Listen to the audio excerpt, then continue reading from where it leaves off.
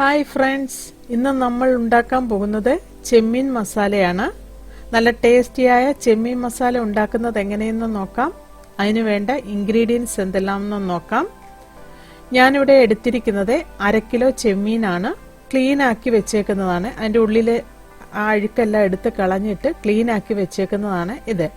അതിലേക്ക് ഞാൻ 2 medium size സവോള അരിഞ്ഞെടുത്തിട്ടുണ്ട്. 1 ടേബിൾ സ്പൂൺ ജിഞ്ചറും ഗാർലിക്കും ക്രഷ് ചെയ്ത് വെച്ചിട്ടുണ്ട്. അതിലേക്ക് ഒരു 3 പച്ചമുളക് എടുത്തിട്ടുണ്ട്. കുറച്ച് കറിവേപ്പില എടുത്തിട്ടുണ്ട്. പച്ചമുളക് എരിവ് കൂടുതൽ വേണമെങ്കിൽ കൂടുതലായിട്ട് ചേർത്ത് കൊടുക്കാം. അതിലേക്ക് വേണ്ട മസാലപ്പൊടികൾ എന്തെല്ലാമെന്ന് നോക്കാം. മല്ലിപ്പൊടി 2 ടേബിൾ സ്പൂൺ, ജീരകത്തിൻ്റെ പൊടി 1/2 ടീസ്പൂൺ, പെരിഞ്ജീരകത്തിൻ്റെ പൊടി 1 ടീസ്പൂൺ, ഗരം മസാല 1 ടീസ്പൂൺ. നമുക്ക് അതിലേക്ക് ഒരു ചെറുനാരങ്ങയുടെ നീര് വേണം. ഞാനിവിടെ വലിയ നാരങ്ങ എടുത്തേക്കുന്നത് കൊണ്ടാണ് പകുതി എടുത്തേക്കുന്നത്. അതിലേക്ക് കുറച്ച് മല്ലിയിലയും കൂടെ വേണം. ഇത്രയും ഇൻഗ്രീഡിയൻസ് ആണ് അതുണ്ടാക്കാൻ വേണ്ടത്. അതിനി ഉണ്ടാക്കാൻ തുടങ്ങാം. ആദ്യമേ നമുക്ക് ചെമ്മീനൊന്ന് മസാല പുരട്ടി വെക്കണം. അതിനുവേണ്ടി ചെമ്മീനിലേക്ക് ആവശ്യത്തിന് ഉപ്പ് ചേർത്ത് കൊടുക്കാം. ഉപ്പിട്ടതിന് ശേഷം അതിലേക്ക് 1/2 ടീസ്പൂൺ മഞ്ഞൾപ്പൊടി ചേർത്ത് കൊടുക്കാം. ഒരു 2 ടീസ്പൂൺ കാശ്മീരി ചില്ലി ചേർത്ത് കൊടുക്കാം. 1 ടീസ്പൂൺ കുരുമുളക് പൊടിയും കൂടെ ചേർത്ത് കൊടുക്കാം.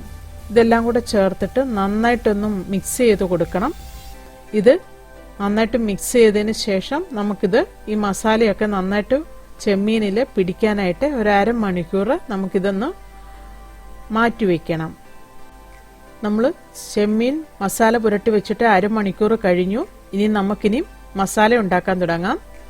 അതിനുവേണ്ടി ഒരു പാത്രത്തിലേക്ക് എണ്ണ ഒഴിച്ചു കൊടുക്കാം. എണ്ണയൊന്ന് ചൂടായി വരുമ്പോൾ അതിലേക്ക് നമ്മൾ ക്രഷ് ചെയ്ത് വെച്ചേക്കുന്ന ഇഞ്ചിയും വെളുത്തുള്ളിയും കൂടെ ചേർത്ത് കൊടുക്കാം. ഇഞ്ചിയും വെളുത്തുള്ളിയൊക്കെ നന്നായിട്ടൊന്ന് വഴറ്റിയെടുക്കണം. ഇഞ്ചിയും വെളുത്തുള്ളിയൊക്കെ നന്നായിട്ട് വഴറ്റി അതിൻ്റെ പച്ചമണമൊക്കെ മാറുന്നിടം വരെ നമുക്കിതൊന്ന് വഴറ്റിയെടുക്കണം.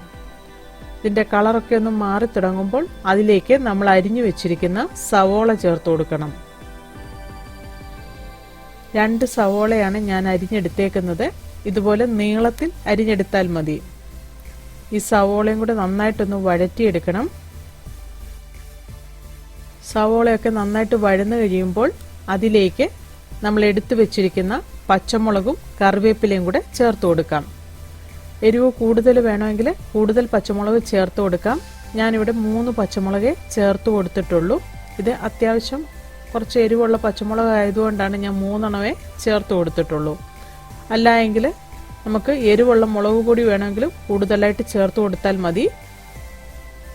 ഈ പച്ചമുളകും കറിവേപ്പിലയും എല്ലാം കൂടെ ചേർത്തിട്ട് നന്നായിട്ടൊന്ന് വഴന്നു വരണം. അതുവരെ നമുക്കിത് വഴറ്റിയെടുക്കാം. ഈ സവോളയുടെയൊക്കെ കളറൊക്കെ ഒന്ന് മാറി വന്നിട്ടുണ്ട്. നേരത്തെ മസാല പുരട്ടി മാറ്റി വെച്ചേക്കുന്ന ചെമ്മീൻ ചേർത്ത് നന്നായിട്ടൊന്ന് വഴറ്റി കൊടുക്കാം. മീഡിയം ഫ്ലെയിമിൽ ഇട്ടിട്ട് വേണം നമ്മൾ ഇത് വഴറ്റിയെടുക്കാനായിട്ട്.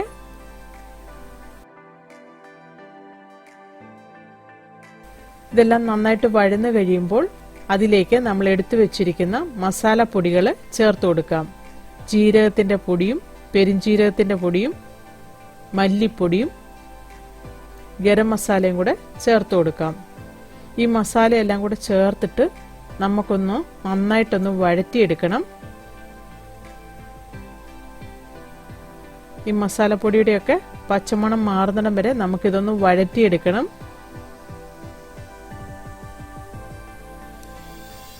ഒരു 2-3 മിനിറ്റ് നമുക്കിതുപോലെ ആ മസാലപ്പൊടിയൊക്കെ ഈ ചെമ്മീനിലെല്ലാം നന്നായിട്ട് മിക്സ് ആകുന്നിടം വരെ നമുക്കിതൊന്ന് വഴറ്റി കൊടുക്കാം. മസാലപ്പൊടി ചേർക്കുമ്പോൾ ലോ ഫ്ലെയിമിലോട്ടാക്കിയിട്ട് വേണം നമ്മളിത് വഴറ്റി കൊടുക്കാനായിട്ട്. അല്ല എങ്കിൽ പെട്ടെന്ന് ആ മസാല അങ്ങ് മൂത്തു പോകും. ഈ മസാലപ്പൊടി ചേർത്തതിന് ശേഷം ഒരു 2 മിനിറ്റ് നമുക്കിതുപോലെ വെക്കാം. ആ ചെമ്മീനിൽ നിന്നുള്ള വെള്ളമൊക്കെ നന്നായിട്ട് ഇറങ്ങി വരും.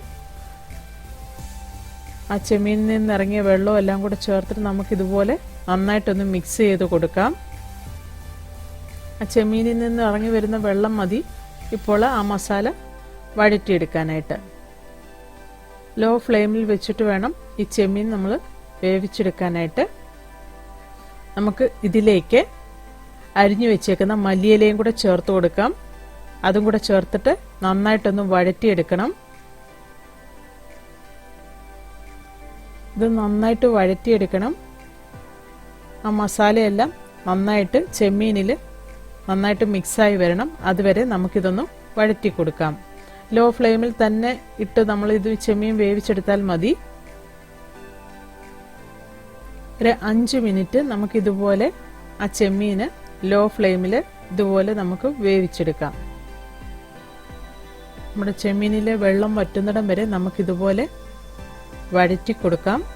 അതിനുശേഷം നമ്മൾ എടുത്തു വെച്ചിരിക്കുന്ന ചെറുനാരങ്ങ പിഴിഞ്ഞു ചേർക്കാം.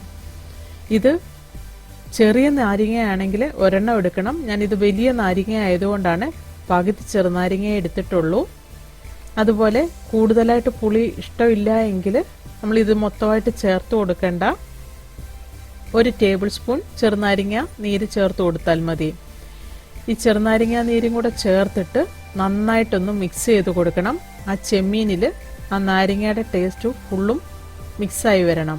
അതുവരെ നമുക്കിതൊന്ന് വഴറ്റി കൊടുക്കണം. ഇത് കുറച്ചുകൂടെ ഒന്ന് ഡ്രൈ ആകാനുണ്ട്. നമുക്ക് ഇത് ഇതുപോലെ തന്നെ ഒരു 2-3 മിനിറ്റ് കൂടെ വഴറ്റി കൊടുത്തുകൊണ്ടിരിക്കാം. ആ ചെമ്മീനിൽ നന്നായിട്ട് മിക്സായി വരണം. ആ മസാലയൊക്കെ നന്നായിട്ട് പിടിച്ച് ഡ്രൈ ആയി വരണം. അതുവരെ നമുക്കിതൊന്ന് വഴറ്റി കൊടുക്കാം.